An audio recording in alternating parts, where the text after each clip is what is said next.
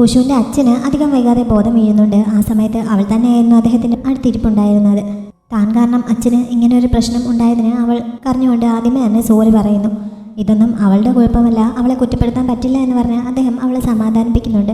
പക്ഷേ ഈ കാര്യം അറിഞ്ഞു കഴിഞ്ഞപ്പോൾ അന്നത്തെ ആ അപകടത്തിന് ഇരയായ അങ്കിളിനെ എന്തെങ്കിലും ഒരിക്കൽ കണ്ടുമുട്ടുന്ന ദിവസം അവനോട് എന്ത് സമാധാനം പറയുമെന്നറിയാതെ ഞാൻ ആകെ വിഷമത്തിലായി പോയി. അതുകൊണ്ടാണ് രാത്രി തന്നെ ഞാൻ നിന്നെ കാണാനായി ഓടി വന്നത് എന്നൊക്കെ അദ്ദേഹം പറയുന്നുണ്ട്. ഒരു തീരുമാനമെടുക്കാൻ അവളെ തനിക്ക് നിർബന്ധിക്കാനാവില്ല എന്നും അദ്ദേഹം പറയുന്നു. പക്ഷേ അദ്ദേഹത്തിൻ്റെ ഈ വാക്കുകളിൽ നിന്ന് തന്നെ എന്ത് തീരുമാനമാണ് താൻ എടുക്കേണ്ടതെന്ന് ഹുഷുവിന് മനസ്സിലാവുന്നുണ്ട്. അവൾ മറുപടിയൊന്നും പറയാതെ കരഞ്ഞുകൊണ്ട് അച്ഛനോട് സോറി പറഞ്ഞുകൊണ്ടേ ഇരിക്കുകയാണ്. ഉറക്കത്തിലായിരുന്ന അമ്മയും ഉണർന്ന് ഇതൊക്കെ കാണുന്നുണ്ടായിരുന്നു. ഷിയു തിരികെ അവൻ്റെ വീട്ടിലേക്ക് എത്തിയപ്പോഴേക്കും ആ വാതിൽ തുറന്ന സമയം മുതൽ അവന് ഹുഷുവിനെ മിസ് ചെയ്യാൻ തുടങ്ങുന്നുണ്ട്. മുമ്പൊന്നും ഇങ്ങനെ ഒരു പ്രശ്നമില്ലായിരുന്നല്ലോ. ഇപ്പോൾ അവളവിടെ താമസിച്ചിട്ട് ഇങ്ങനെ പെട്ടെന്ന് പോയത് കാരണം അവിടുത്തെ ഓരോ സ്ഥലത്തും അവളുടെ സാമീപ്യം ഉള്ളതുപോലെ അവന് ഫീൽ ചെയ്യുന്നു. അതൊക്കെ അവനെ ഒന്നുകൂടി വിഷമിപ്പിക്കുന്നുണ്ട്. അടുത്ത ദിവസം രാവിലെ അവൻ റെഡിയായി ഒരു ലൈവ് വീഡിയോ ചെയ്യുന്നുണ്ട്. ഇപ്പോൾ ഈ ആരോപണങ്ങൾ വന്നിരിക്കുന്നത് പോലെ തന്നെ താൻ ശരിക്കും ആ ഷിന്നിൻ്റെ മകൻ തന്നെയാണ്. അതിൻ്റെ പേരിൽ ഇപ്പോൾ താനുമായി ടൈപ്പുള്ള ഏതെങ്കിലും കമ്പനികൾക്ക് മുന്നോട്ട് പോകാൻ ബുദ്ധിമുട്ടുണ്ടെങ്കിൽ അവർ ആവശ്യപ്പെടുന്ന നഷ്ടപരിഹാരം നൽകാൻ തയ്യാറാണ്. എന്തെങ്കിലും രീതിയിലുള്ള ബുദ്ധിമുട്ടുകൾ ആർക്കെങ്കിലും ഉണ്ടായിട്ടുണ്ടെങ്കിൽ ക്ഷമിക്കണം എന്നൊക്കെ പറഞ്ഞുകൊണ്ടാണ് അവൻ ആ വീഡിയോ ചെയ്തത്. ഗോങ് സാവോയുടെ കഫേയിൽ ഇരുന്നുകൊണ്ടാണ് ഈ വീഡിയോ കണ്ടത്. വെറുതെയല്ല ഷിയു ഇതുവരെ അവൻ്റെ അച്ഛനെക്കുറിച്ച് പറയാതിരുന്നത്. ഇങ്ങനെ ഒരു പാസ്റ്റ് അവനെ എത്രത്തോളം വേദനിപ്പിക്കുന്നുണ്ടായിരുന്നിരിക്കണം എന്നൊക്കെ അവൻ സഹതാപത്തോടെ പറയുന്നുണ്ട്. പക്ഷേ സാവോയ്ക്ക് ഇപ്പോൾ ഷിയുവിനോടല്ല സഹതാപമുള്ളത്. അവളുടെ ഫ്രണ്ട് ഹൂഷു ആണല്ലോ. ഹൂഷുവിൻ്റെ ഇപ്പോഴത്തെ സിറ്റുവേഷനാണ് സാവോയെ കൂടുതൽ വിഷമിപ്പിക്കുന്നത്. അവർക്കിടയിൽ ഉണ്ടായ പ്രശ്നങ്ങളൊന്നും ഗോങ് ഇതുവരെ അറിഞ്ഞിരുന്നില്ലല്ലോ. സാവോ ഇങ്ങനെ പെട്ടെന്ന് ഷിയുവിനെതിരായി സംസാരിക്കുന്നത് അവനെ അമ്പരപ്പിക്കുന്നുണ്ട്. എന്തായാലും ഷിയുവിൻ്റെയും ഹൂഷുവിൻ്റെയും പേര് പറഞ്ഞ് ഇവർ തമ്മിൽ കുറച്ച് സമയം തർക്കിക്കുന്നൊക്കെ ഉണ്ട്. ഷിയു അന്ന് ഓഫീസിലേക്ക് പോകുന്നുണ്ടെങ്കിലും വാതിൽക്കൽ എത്തിക്കഴിഞ്ഞപ്പോൾ അകത്തേക്ക് കയറാൻ അവന് നല്ല മടി തോന്നുന്നു. അവിടെയുള്ളവർ എങ്ങനെയായിരിക്കും തന്നോട് പ്രതികരിക്കുക, അവരെ എങ്ങനെ ഫേസ് ചെയ്യും എന്നൊക്കെയുള്ള ബുദ്ധിമുട്ടായിരുന്നു അവന്. അങ്ങനെ വാതിൽക്കൽ സംശയിച്ചു നിൽക്കുന്ന സമയത്ത് റിസപ്ഷനിസ്റ്റ് അങ്ങോട്ടേക്ക് വന്ന് വാതിൽ തുറന്ന് അവൻ അകത്തേക്ക് കയറുന്നില്ലേ എന്ന് പുഞ്ചിരിച്ചുകൊണ്ട് ചോദിക്കുന്നുണ്ട്. അതോടെ അവനൊരു ധൈര്യമൊക്കെ കിട്ടുന്നു. അങ്ങനെ അവൻ അകത്തേക്ക് പോകുന്നുണ്ട്. സുൻ ഉൾപ്പെടെയുള്ള പല സ്റ്റാഫുകളും അവൻ്റെ മുന്നിലൂടെ പാസ് ചെയ്ത് പോവുകയും അവൻ്റെ അടുത്തേക്ക് വരികയും സംസാരിക്കുകയും ഒക്കെ ചെയ്യുന്നുണ്ടെങ്കിലും ആരും അങ്ങനെയുണ്ടായ ഗോസിമിനെ പറ്റി എന്തെങ്കിലും ചോദിക്കുകയോ തങ്ങളെ അത് ഏതെങ്കിലും രീതിയിൽ ബാധിച്ചതായി പുറത്ത് കാണിക്കുകയോ ചെയ്യുന്നില്ല. എല്ലാവരും വർക്ക് റിലേറ്റഡ് ആയിട്ടുള്ള കാര്യങ്ങൾ മാത്രമാണ് അവനോട് സംസാരിച്ചത്. അത് തന്നെ ഷിയുവിന് നല്ല സപ്പോർട്ട് നൽകുന്നുണ്ട്. അതുകൊണ്ട് തന്നെ അവൻ ആശ്വാസത്തോടെയാണ് അവൻ്റെ ഓഫീസ് റൂമിലേക്ക് കയറിപ്പോയത്. ഷോയുൻ അവിടെ അവനെ വെയിറ്റ് ചെയ്ത് നിൽപ്പുണ്ടായിരുന്നു. അവളും ഈ വിഷയങ്ങളൊക്കെ തങ്ങൾക്ക് ബാധിച്ചെന്ന രീതിയിൽ ഒന്നും അവനോട് പറയുന്നില്ല. മറിച്ച് അവനെ ആശ്വസിപ്പിക്കാൻ ശ്രമിക്കുകയാണ് ചെയ്തത്. ഇങ്ങനെ ഒരു സിറ്റുവേഷനിൽ കമ്പനിയിൽ എല്ലാവരും അവൻ്റെ കൂടെ തന്നെ ഉണ്ടാവും എന്നും അവൾ ഉറപ്പ് കൊടുക്കുന്നു. ഇതൊക്കെ ഷീവിന് വലിയ ആശ്വാസമാണ് നൽകുന്നത്. ഷിൻ അന്ന് കുറച്ച് സ്വീറ്റ്സും ഫ്രൂട്ട്സും ഒക്കെ ആയിട്ട് ഹുഷുവിൻ്റെ അച്ഛനെ കാണാനായി ഹോസ്പിറ്റലിലേക്ക് എത്തുന്നുണ്ട്. റൂമിനകത്തേക്ക് കയറുന്നതിന് മുമ്പ് പുറത്ത് വെച്ച് തന്നെ അവൻ ഹുഷുവിനെ കാണുന്നു. അച്ഛൻ ഉറക്കമാണെന്ന് പറഞ്ഞപ്പോൾ അകത്തേക്ക് പോയി ഡിസ്റ്റർബ് ചെയ്യുന്നില്ല എന്ന് പറഞ്ഞ് ആ കൊണ്ടുവന്ന സാധനങ്ങളൊക്കെ അവൻ അവിടെയുള്ളൊരു ചെയറിൽ തന്നെയാണ് വെച്ചത്. എന്നിട്ട് ഹുഷുവിനോട് അവിടെ ഇരുന്ന് സംസാരിക്കാൻ തുടങ്ങുന്നു. ആദ്യം അവളുടെ അച്ഛൻ്റെ സുഖവിവരമൊക്കെയാണ് അന്വേഷിച്ചത്. അച്ഛനെ വണ്ടിയിടിച്ച ആളിനെതിരെ കേസ് കൊടുക്കാനും നഷ്ടപരിഹാരം ആവശ്യപ്പെടാനും ഒക്കെ ഒരു വക്കീലിൻ്റെ സപ്പോർട്ട് നൽകാൻ തയ്യാറാണ്. വക്കീലുമായിട്ട് ഓൾറെഡി സംസാരിച്ചിട്ടുണ്ട്. ഹുഷു ഒന്ന് കോൺടാക്ട് ചെയ്താൽ മാത്രം മതി എന്ന് പറഞ്ഞ് വക്കീലിൻ്റെ കോൺടാക്ട് ഡീറ്റെയിൽസ് അവൻ നൽകാൻ തുടങ്ങുന്നുണ്ടെങ്കിലും ഹുഷു അത് വാങ്ങുന്നില്ല. ഇടിച്ച ആൾ തന്നെയാണ് അച്ഛനെ ഹോസ്പിറ്റലിൽ എത്തിച്ചത്. അതുകൊണ്ട് പ്രശ്നമില്ല. മാത്രമല്ല ആശുപത്രിയിൽ നിന്ന് ഡിസ്ചാർജ് ആയ ശേഷം ബാക്കിയുള്ള കാര്യങ്ങൾ നോക്കിക്കോളാം എന്ന് പറഞ്ഞ് അവളത് നിരസിക്കുന്നുണ്ട്. അത് കഴിഞ്ഞപ്പോഴാണ് അവൻ ഷിയുവിൻ്റെ വിഷയം എടുത്തിട്ടത്. ഷിയുവിൻ്റെ ഐഡന്റിറ്റിയെ പറ്റിയുള്ള സത്യാവസ്ഥ തനിക്ക് അറിയാമായിരുന്നിട്ടും അവളോട് പറയാതിരുന്നതിന് അവൻ ക്ഷമ ചോദിക്കുന്നു. അതേപോലെ തന്നെ ഷിയു ഇതിനെപ്പറ്റി അവളോട് മറച്ചു വെച്ചതിന് അവനെ കുറ്റപ്പെടുത്തുകയും ചെയ്യുന്നു. പക്ഷേ ഹൂഷു അതിനെ സപ്പോർട്ട് ചെയ്യുന്നില്ല. ഈ സംഭവമൊക്കെ നടന്ന സമയത്ത് ഷിയു വളരെ കുട്ടിയായിരുന്നല്ലോ. എന്തായാലും അവൻ സ്വന്തം ഇഷ്ടപ്രകാരമായിരിക്കില്ലല്ലോ പേര് മാറ്റിയതും ഐഡന്റിറ്റി ഒളിപ്പിച്ചു വെച്ചതുമൊക്കെ. അതൊക്കെ മുതിർന്നവരുടെ തീരുമാനമായിരിക്കണമല്ലോ. അതുകൊണ്ട് അവനെ ഇക്കാര്യത്തിൽ കുറ്റപ്പെടുത്താൻ പറ്റില്ല എന്ന് പറഞ്ഞ് അവൾ ഷിയുവിനെ സപ്പോർട്ട് ചെയ്യുന്നു. നമ്പർ ഏൽക്കുന്നില്ല എന്ന് കണ്ടപ്പോൾ ഷിൻ അവളുടെ അച്ഛൻ്റെ വിഷയം എടുത്തിടുന്നു. അവളുടെ അച്ഛന് ആ അപകടത്തിലാണ് പരിക്ക് പറ്റിയത് എന്നുള്ള കാര്യം അവന് നേരത്തെ തന്നെ അറിയാമായിരുന്നുവെന്ന് അങ്ങനെ ഹൂഷുവിന് മനസ്സിലാവുന്നു. അതോടെ അവനാണ് ആ ഡോക്യുമെൻറ്റ്സ് തൻ്റെ വീട്ടിലെത്തിച്ചതെന്ന് അവൾക്ക് മനസ്സിലാവുന്നുണ്ട്. അത് മനസ്സിലായതോടെ ഹൂഷു അവനോട് ഭയങ്കരമായി ദേഷ്യപ്പെടുന്നു. താൻ തന്നെയാണ് ചെയ്തതെന്ന് അവന് സമ്മതിക്കേണ്ടി വരുന്നുണ്ട്. അവൻ്റെ ഒരു സഹായസഹനവും ഇവിടെ ആവശ്യമില്ല എന്ന് പറഞ്ഞ് ആ സാധനങ്ങൾ തിരികെ കൊണ്ടുപോയിക്കോളാൻ പറഞ്ഞിട്ട് അവൾ അവിടെ നിന്ന് ദേഷ്യപ്പെട്ട് പോകുന്നുണ്ട്. ഗ്യാപ്പിൽ കയറി ഗോൾ അടിക്കാൻ വന്ന ഷിന്നിന് അങ്ങനെ നിരാശനാവേണ്ടി വരുന്നു. ഷിയുവിൻ്റെ ഐഡന്റിറ്റി ഇങ്ങനെ റിവീൽ ആയതിനു ശേഷം അവനുമായിട്ടുള്ള പ്രോജക്റ്റ് മുന്നോട്ട് കൊണ്ടുപോകുന്നുണ്ടോ ഇല്ലയോ എന്നുള്ള കാര്യത്തിൽ ലൈമാൻ ഇതുവരെ ഒരു തീരുമാനം അറിയിച്ചിരുന്നില്ല.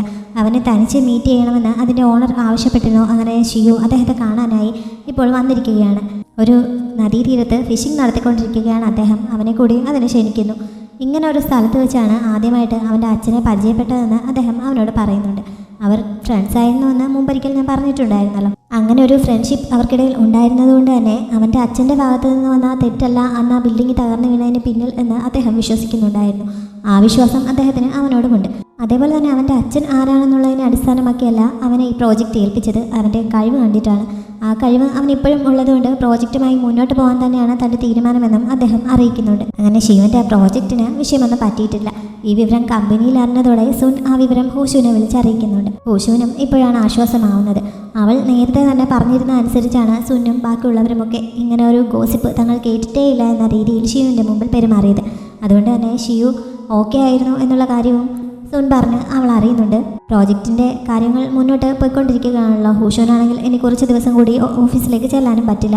അതുകൊണ്ട് തന്നെ ആ ഡീറ്റെയിൽസൊക്കെ തനിക്കൊന്ന് അയച്ചു തരണമെന്ന് സുൻ ആവശ്യപ്പെടുന്നുണ്ട്. അപ്പോഴാണ് അതെല്ലാം ലാപ്ടോപ്പിലാണല്ലോ, ലാപ്ടോപ്പ് ഷിയുവിൻ്റെ വീട്ടിലാണല്ലോ എന്നുള്ള കാര്യമൊക്കെ ഹൂഷു ഓർക്കുന്നത്. അങ്ങനെ ഫോൺ കട്ട് ചെയ്ത ശേഷം അതെടുക്കുന്നതിന് വേണ്ടിയിട്ട് അവൾ ഷിയുവിൻ്റെ വീട്ടിലേക്ക് പോകുന്നുണ്ട്. അവൻ പാസ്വേഡൊന്നും ചേഞ്ച് ചെയ്തിട്ടില്ലായിരുന്നതിനാൽ അവൾ അകത്ത് കയറിയ സാധനങ്ങളൊക്കെ പാക്ക് ചെയ്യുന്നു.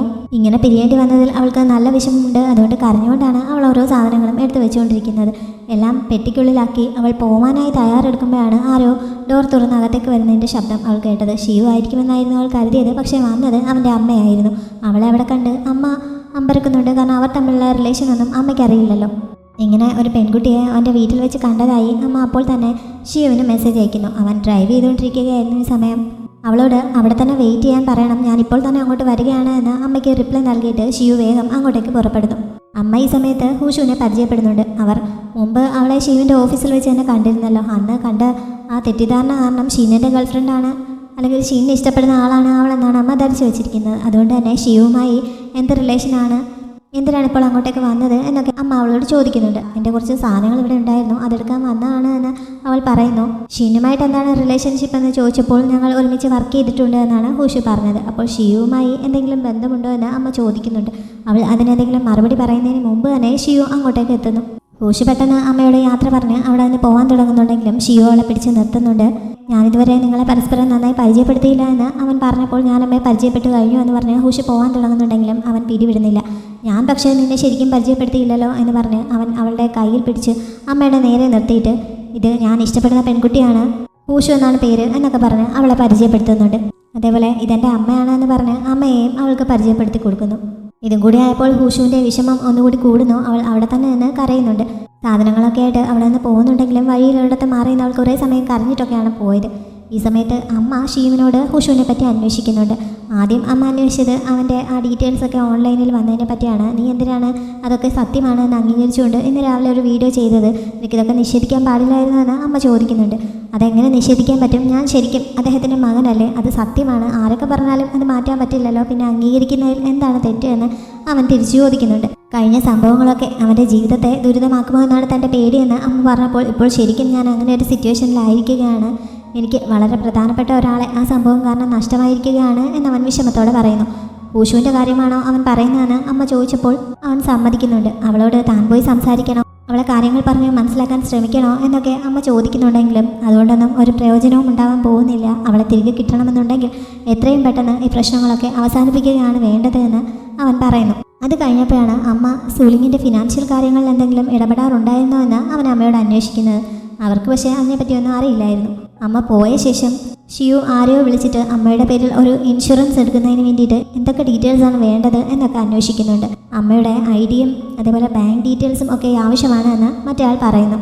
അവൻ ഈ സമയത്ത് മറ്റൊരു സ്ഥലത്തേക്ക് പോയിക്കൊണ്ടിരിക്കുകയാണ്. അതായത് നേരത്തെ ഹുവാങ്ങിനെ ആരോ കിഡ്നാപ്പ് ചെയ്ത് കൊണ്ടുപോയിരുന്നില്ല, അത് മറ്റാരുമായിരുന്നില്ല, അങ്കിൾ ഹു ആയിരുന്നു. അവിടേക്കാണ് അവനിപ്പോൾ പോകുന്നത്. വളരെ റിമോട്ടായിട്ടുള്ള ഒരു ഏരിയയിൽ അങ്കിൾ ഹാങ്ങിനെ ഒളിപ്പിച്ച് താമസിപ്പിച്ചിരിക്കുകയാണ്. ഷിയുവിനെ കണ്ടപ്പോൾ ഹാങ് നമ്പരക്കുന്നു. അവനെ അയാൾക്ക് പരിചയമുണ്ട്, ഇവർ തമ്മിൽ നേരിട്ട് കണ്ടിട്ടില്ലെങ്കിലും അവനെ പറ്റി അയാൾക്ക് അറിയാമായിരുന്നു. എങ്ങനെയാണ് തന്നെ അറിയാവുന്നത് എന്നൊക്കെ പറഞ്ഞപ്പോൾ അവൻ ബിസിനസ്സിൽ വളരെ പ്രമുഖനായിട്ടുള്ള ഒരാളായതുകൊണ്ട് അറിയാമെന്നാണ് അയാൾ പറഞ്ഞത്. അവനോട് പ്രത്യേകിച്ചൊന്നും സംസാരിക്കാനില്ല എന്ന രീതിയിൽ അയാൾ ആദ്യമേ തന്നെ അവിടെ നിന്ന് പുറത്തേക്ക് പോകാൻ തുടങ്ങുന്നുണ്ടെങ്കിലും ഇനി ഇങ്ങനെ ഒരു ചാൻസ് ഞാൻ നൽകാൻ തയ്യാറല്ല, ഇത് ആദ്യത്തേതും അവസാനത്തേതുമായിരിക്കും, അതുകൊണ്ട് നന്നായി ആലോചിച്ചിട്ട് വേണം പോവാൻ എന്ന് പറഞ്ഞ് അങ്കിളിനോട് ഒരു വീഡിയോ അയാൾ കാണിച്ചു കൊടുക്കാൻ അവൻ ആവശ്യപ്പെടുന്നുണ്ട്. അതായത് അയാളുടെ ഏതോ ഒരു ഫാക്ടറിയിൽ ഷിനയുടെ അച്ഛൻ്റെ ആൾക്കാർ വണ്ടിയുമായി അയാളെ അന്വേഷിച്ച് ചെന്നതിൻ്റെ വീഡിയോസാണ് അങ്കിൾ ഹു അയാൾക്ക് കാണിച്ചു കൊടുത്തത്. ആ ഫാക്ടറിയിലും അവർ തന്നെ അന്വേഷിച്ച് വന്നു എന്ന് പറഞ്ഞപ്പോൾ അയാൾ ഒന്ന് ഷോക്കാവുന്നുണ്ട്. അതുകൊണ്ട് തന്നെ ഷിയുവുമായിട്ട് സംസാരിക്കാൻ അയാൾ തയ്യാറാവുന്നു. ആദ്യമൊന്നും ഷിന്നിൻ്റെ അച്ഛനുമായിട്ട് തനിക്ക് ഡീലിങ്സ് ഉണ്ട് എന്ന് അയാൾ സമ്മതിക്കാൻ തയ്യാറാവുന്നില്ല. അപ്പോഴാണ് 20 വർഷങ്ങൾക്ക് മുമ്പ് അമേരിക്കയിൽ വെച്ച് അയാളെ കണ്ടിട്ടുണ്ടായിരുന്നു. അന്ന് ഷിന്നിൻ്റെ അച്ഛനെ മീറ്റ് ചെയ്യാൻ വന്നപ്പോൾ തന്നെ താൻ അയാളെ കണ്ടിട്ടുണ്ടായിരുന്നു എന്നൊക്കെ ഷിയു പറയുന്നത്. അതോടെ അയാൾക്ക് അവൻ്റെ മുന്നിൽ പിടിച്ചു നിൽക്കാൻ പറ്റാതെ ആവുന്നു. തൻ്റെ അച്ഛൻ്റെ മരണവുമായിട്ട് അയാൾക്ക് ബന്ധമുണ്ട് എന്ന രീതിയിൽ ഷിയു സംസാരിച്ചപ്പോൾ എനിക്കങ്ങനെ ഒരു ബന്ധവുമില്ല, ഷിന്നിൻ്റെ അച്ഛനാണ് അത് ചെയ്തത് എന്ന് ഇയാളുടെ വായിൽ നിന്ന് അബദ്ധത്തിൽ വീണു പോകുന്നു. അതിൽ പിടിച്ച് ഷിയു അയാളിൽ നിന്ന് എന്തെങ്കിലും ഇൻഫർമേഷൻ കിട്ടാൻ പറ്റുമോ എന്ന് നോക്കുന്നുണ്ട്. അവസാനം ഷിന്നിൻ്റെ അച്ഛന് അന്നത്തെ ആ ആക്സിഡൻറ്റുമായിട്ട് എന്തോ കണക്ഷൻ ഉണ്ട് എന്ന് തെളിയിക്കുന്ന എന്തോ തെളിവുകൾ അയാളുടെ കൈവശമുണ്ട് എന്ന് അവന് വിവരം കിട്ടുന്നു. പക്ഷേ അത് ഏതോ മെമ്മറി കാർഡിൽ അയാൾ സൂക്ഷിച്ചു വെച്ചിരിക്കുകയാണ്. അതെവിടെയാണ് ഇരിക്കുന്നതെന്നുള്ള കാര്യം അയാൾ ഇവരോട് പറയാൻ തയ്യാറാവുന്നില്ല. അതുകൊണ്ട് അത് തന്നെ കണ്ടെത്തേണ്ടത് ഇപ്പോൾ ഷിയുവിൻ്റെ ഡ്യൂട്ടിയായി മാറിയിരിക്കുകയാണ്. ഹൂഷു അന്ന് വീട്ടിലേക്കായിരുന്നു പോയത്. വീട്ടിലെത്തിയ ശേഷം അവൾ ഹ്വാങ്ങിനെ പറ്റി കുറേ തിരയുന്നുണ്ട്. അവൾക്ക് ഹ്വാങ്ങിനെ എങ്ങനെ അറിയാമെന്ന് ചോദിച്ചാൽ അന്ന് ഷിയുവിൻ്റെ വീട്ടിൽ സാധനങ്ങൾ എടുക്കാൻ പോയ സമയത്ത് അവൻ്റെ ആ സീക്രട്ട് റൂമിൻ്റെ ഡോർ തുറന്നു കിടക്കുന്ന അവൾ കാണാനിടയായിരുന്നു. അങ്ങനെ അവൾ അതിനുള്ളിലേക്ക് കയറി നോക്കിയിരുന്നു. അപ്പോഴാണ് മേശപ്പുറത്ത് അവളെ ഫോളോ ചെയ്ത ആ വണ്ടിയുടെ ഫോട്ടോസും വണ്ടി നമ്പറും ഒക്കെ എഴുതി വെച്ചിരിക്കുന്നതും അതിൻ്റെ ഡീറ്റെയിൽസ് എഴുതിയിരിക്കുന്നതും ഒക്കെ അവൾ കാണുന്നത്. അങ്ങനെ ആ ഒരു ഇഷ്യൂ കാരണമാണ് ഷിയു തന്നോട് അവിടെ വന്ന് താമസിക്കാൻ പറഞ്ഞതെന്ന് അവൾക്ക് മനസ്സിലാവുന്നു. അതേപോലെ തന്നെ അവൻ അച്ഛൻ്റെ കേസുമായിട്ട് ബന്ധപ്പെട്ട ഡീറ്റെയിൽസ് നോട്ട് ചെയ്തിരിക്കുന്ന ആ ബ്ലാക്ക് ബോർഡും അവളുടെ ശ്രദ്ധയിൽപ്പെടുന്നു. അങ്ങനെ കർട്ടൻ മാറ്റി അവൾ അത് മുഴുവനായി പരിശോധിക്കുന്നുണ്ട്. അപ്പോഴാണ് ഹാങ്ങിൻ്റെ പേര് അവൾ കാണാനിടയായത്. അങ്ങനെയാണ് ഇപ്പോൾ അയാളെക്കുറിച്ച് അവൾ സെർച്ച് ചെയ്യുന്നത്. അങ്ങനെ ഓരോന്ന് അന്വേഷിച്ചപ്പോൾ മുമ്പ് സൂലിങ്ങുമായിട്ട് ടൈപ്പ് ഉണ്ടായിരുന്ന കമ്പനി ആയിരുന്നു ഹ്വാങ്ങിൻ്റെ എന്നും അവൻ സപ്ലയേഴ്സിൻ്റെ ലിസ്റ്റ് ആവശ്യപ്പെട്ടപ്പോഴാണ് അവർ അയാളുമായിട്ടുള്ള കോൺട്രാക്റ്റ് അവസാനിപ്പിച്ചിട്ട് അവന് ലിസ്റ്റ് നൽകിയത് എന്നുമൊക്കെ അവൾക്ക് മനസ്സിലാവുന്നു. അതോടെ അയാളെ കണ്ടുപിടിക്കുന്നതിന് വേണ്ടി തന്നെയാണ് ഷിയു ആ ലിസ്റ്റ് ആവശ്യപ്പെട്ടത് എന്നും ഹൂഷുവിന് മനസ്സിലാവുന്നുണ്ട്. ഇത്ര കാര്യമായിട്ട് ഷിയു അതിൻ്റെ പുറകെ പോകണമെങ്കിൽ ആ ഫാക്ടറിയിൽ എന്തായിരിക്കും ഉണ്ടാവുക എന്നൊരു സംശയം അവളുടെ മനസ്സിൽ കയറുന്നുണ്ട്. അടുത്ത ദിവസം ഷിയു അങ്കിൾ ഷൂവിനോടൊപ്പം അതേ ഫാക്ടറിയിൽ ഒരു തിരച്ചിലിനായി എത്തുന്നു. ഹ്വാങ് ആ ഫാക്ടറിയിൽ എവിടെയെങ്കിലും ആയിരിക്കും മെമ്മറി കാർഡ് ഒളിപ്പിച്ച് വെച്ചിട്ടുണ്ടായിരിക്കുക എന്നൊരു തോന്നൽ ഇപ്പോൾ അവനുണ്ടായിരിക്കുന്നു. അങ്ങനെ തോന്നാൻ കാരണം ആ ഫാക്ടറിയുടെ മുന്നിൽ ഷിന്നിൻ്റെ അച്ഛൻ്റെ ആൾക്കാർ തിരിഞ്ഞു വന്നു എന്നറിഞ്ഞപ്പോൾ അയാൾ വല്ലാതെ ഷോക്കായതാണ്. അതുകൊണ്ട് അവിടെ ആയിരിക്കണം അയാൾ അത് ഒളിപ്പിച്ചിരിക്കുന്നതെന്ന് അവനിപ്പോൾ സംശയമായിരിക്കുന്നു. അതൊന്ന് അന്വേഷിച്ച് കണ്ടുപിടിക്കാൻ വേണ്ടിയിട്ടാണ് അവനിപ്പോൾ വന്നിരിക്കുന്നത്. പക്ഷേ ഇത്രയും വലിയ ഫാക്ടറിയിൽ എവിടെ നിന്ന് അത് കണ്ടെത്താനാണ് എന്ന സംശയം അവർക്കുണ്ട്. എന്തായാലും അങ്കിളും അവനും 2 ഭാഗത്തേക്കായി തിരിഞ്ഞ് അത് കണ്ടുപിടിക്കാനുള്ള ശ്രമം തുടങ്ങുന്നു. അങ്ങനെ ഷിയു ഒരു വഴിക്കൂടെ കുറേ മുന്നോട്ട് ചെന്നപ്പോൾ സിമിൻ്റെ കട്ടകളൊക്കെ ഉണ്ടാക്കി വെച്ചിരിക്കുന്ന ആ ഭാഗത്ത് ആരോ ഉള്ളതായി അവന് തോന്നുന്നു. ആരാണെന്ന് അവൻ വിളിച്ചു ചോദിച്ചപ്പോൾ മറുഭാഗത്തുണ്ടായിരുന്ന ആൾ ഓടി രക്ഷപ്പെടാൻ ശ്രമിക്കുന്നു. അതോടെ അവൻ അയാളെ പിടികൂടാനായി ഓടുന്നുണ്ട്. അങ്ങനെ അവസാനം രണ്ടുപേരും ഒരു പ്ലേസിൽ മീറ്റ് ചെയ്യുന്നു. അപ്പോഴാണത് ഹൂഷു ആണ് എന്ന് അവൻ അറിയുന്നത്. ഇങ്ങനെ ഒരു സ്ഥലത്ത് അവളെങ്ങനെ എത്തിയെന്ന് അവന് മനസ്സിലാവുന്നില്ല. തനിക്ക് എങ്ങനെയാണ് ഹ്വാങ്ങിനെ കുറിച്ച് സംശയം തോന്നിയത് എന്നുള്ള കാര്യങ്ങളൊക്കെ ഹൂഷു അവനോട് പറയുന്നുണ്ട്. അല്ലെങ്കിലും ഗെയിമിലാണെങ്കിൽ പോലും ചെറിയ ചെറിയ ക്ലൂസ് വെച്ച് കാര്യങ്ങൾ കണ്ടുപിടിക്കാൻ അവൾക്ക് നല്ല മിടുക്കുണ്ടായിരുന്നല്ലോ. അതേ ബുദ്ധി ഉപയോഗിച്ച് തന്നെയാണ് ഇപ്പോൾ ഇവൾ കാര്യങ്ങൾ കണക്ട് ചെയ്ത് കണ്ടുപിടിച്ചിരിക്കുന്നത്. പക്ഷെ അവൾ ഇത്ര ബുദ്ധിപരമായി ഇതൊക്കെ കണ്ടുപിടിച്ചതിനെ അവൻ പുകഴ്ത്തുകയല്ല ചെയ്തത്. മറിച്ച് നീ ഇതിലൊക്കെ ഇടപെടേണ്ട കാര്യം എന്താണ്? എന്തായാലും നിന്നെ ഇതൊന്നും ബാധിക്കുന്ന കാര്യമല്ലല്ലോ. ഇങ്ങനെ അപകടം പിടിച്ചൊരു സ്ഥലത്തേക്ക് എന്തിനാണ് വന്നത്? ഇപ്പോൾ നീ ഓടി വന്ന് പെട്ടത് എൻ്റെ മുന്നിലായതുകൊണ്ട് രക്ഷപ്പെട്ടു. മറ്റാരെങ്കിലും മുന്നിലായിരുന്നെങ്കിൽ എന്ത് ചെയ്യുമായിരുന്നു എന്നൊക്കെ ചോദിച്ച് അവൻ അവളെ കുറെ കുറ്റപ്പെടുത്തുന്നു. ഇത് എൻ്റെ അച്ഛനെ കൂടി ബാധിക്കുന്ന വിഷയമാണ്. അതുകൊണ്ട് ഞാനിതിൽ ഇടപെടുന്നതിൽ എന്താണ് തെറ്റ്? ഇപ്പോൾ ഞാൻ വേറെ ആരുടെയും മുന്നിൽ പെട്ടില്ലല്ലോ, നിൻ്റെ മുന്നിലല്ലേ വന്നത് എന്നൊക്കെ ചോദിച്ച് ഹൂഷുവും തിരിച്ച് തർക്കിക്കുന്നുണ്ട്. എനിക്ക് മനസ്സിലായ കാര്യങ്ങളൊക്കെ ശരിയാണോ എന്ന രീതിയിൽ സംശയങ്ങളായിട്ടാണ് അവൾ ഇതുവരെ അവനോട് ചോദിച്ചത്. പക്ഷെ അവനൊന്നിനും ഇതുവരെ മറുപടി നൽകിയിട്ടില്ല. ഞാൻ ചോദിച്ച ചോദ്യങ്ങൾക്കൊന്നും നീ എന്താണ് മറുപടി നൽകാത്തതെന്ന് ചോദിച്ച് അവൾ അവനോടും ദേഷ്യപ്പെടുന്നുണ്ട്. നിന്റെ സംശയങ്ങൾക്കൊന്നും എനിക്കിപ്പോൾ ഉത്തരം നൽകാൻ കഴിയില്ല എന്നാണ് ഷിയു പറഞ്ഞത്. അതോടെ ഹൂഷു പിണങ്ങി അവൾ അതിന് പോകുന്നുണ്ട്. പക്ഷെ ഷിയു വണ്ടിയും എടുത്തുകൊണ്ട് അവൾക്ക് പിന്നാലെ ചെല്ലുന്നു. വണ്ടി നിർത്തി ഇറങ്ങിച്ചെന്ന് അവൻ ഹൂഷുവിനെ വണ്ടിയിൽ കയറ്റാൻ ശ്രമിക്കുന്നുണ്ടെങ്കിലും അവൾ കയറാൻ കൂട്ടാക്കുന്നില്ല. ഞാനൊരു ടാക്സി വിളിച്ച് പൊയ്ക്കോളാമെന്ന് പറഞ്ഞ് അവൾ പോകാൻ തുടങ്ങിയപ്പോൾ അവൻ അവളുടെ കയ്യിൽ പിടിച്ച് തടയുന്നുണ്ട്. ഞാൻ ചോദിക്കുന്നതിനൊന്നും ഉത്തരം പറയാൻ നീ തയ്യാറില്ലെങ്കിൽ എനിക്ക് നിന്നോടൊപ്പം വരാൻ താല്പര്യമില്ല, എന്നെ വിട്ടേക്കാൻ അവൾ പറയുന്നുണ്ട്. അവസാനം ഷിയു അവളെ കെട്ടിപ്പിടിക്കുന്നു. പക്ഷെ ഹൂഷു അപ്പോഴും അടങ്ങാൻ തയ്യാറായിരുന്നില്ല. അവൾ അവനെ തള്ളി മാറ്റാൻ ശ്രമിച്ചുകൊണ്ടിരിക്കുകയാണ്. നീ എൻ്റെ അടുത്ത് നിന്ന് ഒരുപാട് കാര്യങ്ങൾ ഒളിപ്പിച്ച് വെച്ചിരുന്നു, എന്നിട്ട് ഇപ്പോഴും നീ എന്നോട് സത്യം പറയാൻ തയ്യാറാവുന്നില്ല എന്നൊക്കെ അവൾ കുറ്റപ്പെടുത്തിയപ്പോൾ ഞാൻ ഇതൊക്കെ ഒളിപ്പിച്ച് വെച്ചത് നിൻ്റെ സേഫ്റ്റിയെ കരുതിയാണ് എന്നവൻ പറയുന്നുണ്ട്. പക്ഷെ അവൾ അവനെ തള്ളി മാറ്റിയിട്ട് നീ എപ്പോഴും ഇങ്ങനെ കുറേ എക്സ്ക്യൂസുകൾ പറയും, അതെല്ലാം ഞാൻ സമ്മതിച്ച് തരണമെന്നാണോ? നീ എന്നോട് കാണിക്കുന്നത് എന്ത് ക്രൂരതയാണെന്ന് നിനക്കറിയാമോ? നിന്റെ ഹൃദയത്തിൽ എനിക്ക് മാത്രമേ സ്ഥാനമുള്ളൂ എന്ന് പറഞ്ഞിട്ട് അതിനുള്ളിൽ നിറയെ സീക്രട്ടുകളാണ്. എന്നെ പ്രൊട്ടക്ട് ചെയ്യാൻ വേണ്ടിയിട്ടാണ് ഇങ്ങനെയൊക്കെ ചെയ്യുന്നതെന്ന് നീ വിചാരിക്കുന്നുണ്ടാകും. പക്ഷേ നീ എന്നോട് കാണിക്കുന്ന ഏറ്റവും വലിയ ചതിയാണിത് എന്നൊക്കെ പറഞ്ഞ് ഹൂഷു അവനോട് ദേഷ്യപ്പെട്ടുകൊണ്ടിരിക്കുകയാണ്. നമുക്കിടയിൽ ഒരു രഹസ്യങ്ങളുമില്ല എന്നായിരുന്നു ഞാൻ വിചാരിച്ചിരുന്നത്. പക്ഷേ ഇപ്പോൾ ഇതെല്ലാം അറിഞ്ഞു കഴിഞ്ഞപ്പോൾ ഞാൻ ശരിക്കും ഇഷ്ടപ്പെട്ടിരുന്നത് ആരെയാണ് എന്ന് എനിക്ക് സംശയമാവുന്നു. അയാൾ എന്താണ് ചെയ്തുകൊണ്ടിരുന്നതെന്ന് എനിക്ക് ഒന്നും അറിയാത്തതുപോലെ ആവുന്നു. ഞാനൊരു വീട്ടിയായതുപോലെയാണ് എനിക്ക് തോന്നുന്നത്.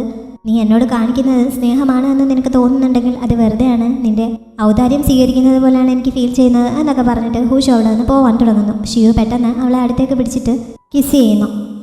ഊഷു കരഞ്ഞുകൊണ്ട് അവനെ തള്ളി മാറ്റാനൊക്കെ നോക്കുന്നുണ്ടെങ്കിലും അവൻ വിടുന്നില്ല. അവസാനം അവളൊന്ന് ശാന്തമായപ്പോഴാണ് അവൻ പിന്മാറിയത്. നീ വിചാരിക്കുന്നത് പോലെയൊന്നുമല്ല, ഞാൻ നിന്നെ ശരിക്കും ആത്മാർത്ഥമായി തന്നെയാണ് ഇഷ്ടപ്പെടുന്നത്, അതുകൊണ്ട് ഇങ്ങനെയൊന്നും പറയരുത് എന്നൊക്കെ അവൻ വിഷമത്തോടെ പറയുന്നുണ്ട്. ഒന്നുകിൽ നീ എന്നോട് എല്ലാ കാര്യങ്ങളും സത്യസന്ധമായി തുറന്ന് പറയണം, അല്ലെങ്കിൽ എന്നെ പോവാൻ അനുവദിക്കണം എന്നവൾ പറയുന്നു. അങ്ങനെ ഷിയു അവളെ വണ്ടിയിൽ കയറ്റിയിരുത്തി അവളോട് എല്ലാ കാര്യങ്ങളും തുറന്ന് പറയുന്നുണ്ട്. ഷിനന്റെ അച്ഛനെ അവൻ സംശയിക്കുന്ന കാര്യവും എല്ലാം അവൾ അറിയുന്നു. മുമ്പ് സ്പ്രിംഗ് ഫെസ്റ്റിവൽ സമയത്ത് അവൾ പറഞ്ഞതുപോലെ തനിക്കിതിൻ്റെ എല്ലാം ഉത്തരങ്ങൾ ഉടനെ തന്നെ കണ്ടെത്താൻ കഴിയും എന്നും അവൻ ആത്മവിശ്വാസത്തോടെ പറയുന്നുണ്ട്.